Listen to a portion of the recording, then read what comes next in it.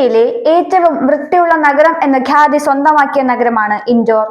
അതേ ഇൻഡോറിൽ മലിനജലം കുടിച്ച് 8 പേർ മരിച്ചു എന്ന വാർത്ത ഉണ്ടാക്കുന്ന ആഘാതം വർണ്ണിക്കാനാവില്ല.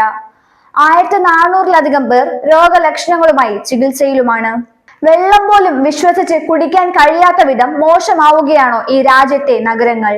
ഇൻഡോർ നഗരത്തിലെ ഭഗീരഥ്പുര മേഖലയിൽ ഉണ്ടായ അതിഗുരുതരമായ പകർച്ചവ്യാധിക്ക് പിന്നിൽ ശുദ്ധജല മലിനീകരണമാണെന്ന് ലബോറട്ടറി പരിശോധന ഔദ്യോഗികമായി സ്ഥിരീകരിച്ചിരിക്കുകയാണ്. നഗരം മുഴുവൻ ഇത് ആശങ്ക പടർത്തി എന്നതിൽ അതിശയിക്കാനില്ല. ഛർദി, അതിസാര ലക്ഷണങ്ങളുമായി ചികിത്സയിൽ കഴിയുന്നവരും ബന്ധുക്കളും ഭീതിയിലാണ്. മരണത്തിലേക്ക് തള്ളിവിട്ടപ്പെട്ടവരോട് സർക്കാർ എന്ത് ആശ്വാസ വചനങ്ങൾ പറഞ്ഞാൽ മതിയാകും?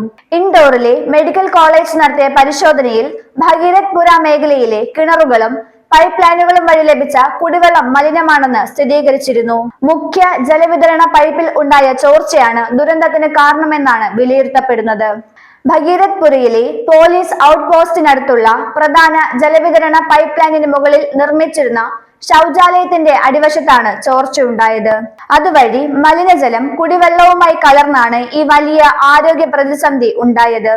മധ്യപ്രദേശ് സർക്കാർ സംവിധാനങ്ങൾ നിരുത്തരവാദപരമായി പെരുമാറിയത് മൂലമാണ് ഈ ദുരന്തമുണ്ടായിരിക്കുന്നതെന്ന് വ്യക്തം. തദ്ദേശവാസികൾ പലതവണ പരാതികൾ അറിയിച്ചിട്ടുണ്ടെങ്കിലും കാര്യമായ ഇടപെടൽ സർക്കാരിന്റെ ഭാഗത്തു നിന്നും ഉണ്ടായിട്ടില്ല.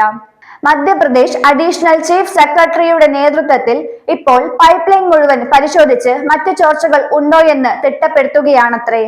ഒരു ദുരന്തം സംഭവിച്ച ശേഷം തിടുക്കത്തിൽ എന്തെങ്കിലും കാട്ടിക്കൂട്ടുക എന്നതല്ലല്ലോ തദ്ദേശ സർക്കാരുകൾ ചെയ്യേണ്ടത്. ഭഗീരഥ്പുരയിൽ ജലവിതരണം ഇപ്പോൾ പുനരാരംഭിച്ചു കഴിഞ്ഞിട്ടുണ്ടെങ്കിലും ദുരന്ത ബാധിതരുടെ ആശങ്ക മാറുമോ? ഭയം കൂടാതെ ഒരു കുടന്ന വെള്ളം കുടിക്കാൻ ആ പ്രദേശത്തെ പൊതുജനങ്ങൾക്കാകുമോ?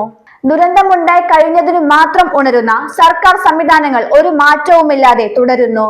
രാജ്യത്തെ ഏറ്റവും വൃത്തിയുള്ള നഗരം എന്ന പട്ടം ചൂടി നിൽക്കുന്ന ഒരു നഗരത്തിൽ വെള്ളം കുടിച്ച് ആളുകൾ മരിക്കുന്നു എന്നത് അനുവദനീയമാണോ? തക്കതായ ഇടപെടലുകൾ ഉണ്ടായിരുന്നെങ്കിൽ ദുരന്തം ഒഴിവാക്കാൻ ആകുമായിരുന്നില്ലേ? ഇനി മുതൽ വെള്ളം തിളപ്പിച്ച് മാത്രം കുടിക്കണമെന്നും സംസ്ഥാനത്തുടനീളം ഇത്തരത്തിൽ ദുരന്തങ്ങൾ തടയാൻ സ്റ്റാൻഡേർഡ് ഓപ്പറേറ്റിംഗ് പ്രൊസീജിയർ പൂർത്തിയാക്കുമെന്നുമൊക്കെ നാട്ടുകാരെ അറിയിച്ചതുകൊണ്ട് മാത്രം തീരുന്നതാണോ സർക്കാർ സംവിധാനങ്ങളുടെ ഉത്തരവാദിത്തം? ഇന്ത്യയുടെ ഏറ്റവും വൃത്തിയുള്ള നഗരമെന്ന പദവി തുടർച്ചയായി നേടിയ ഇൻഡോറിൽ ഇത്തരമൊരു ദുരന്തം വലിയ ചോദ്യചിഹ്നമാണ് ഉയർത്തുന്നത്. ശുദ്ധജല വിതരണ സംവിധാനങ്ങളുടെ സുരക്ഷ ഉറപ്പാക്കേണ്ടതിന്റെ അത്യാവശ്യകതയും ഈ സംഭവം വ്യക്തമാക്കുന്നു.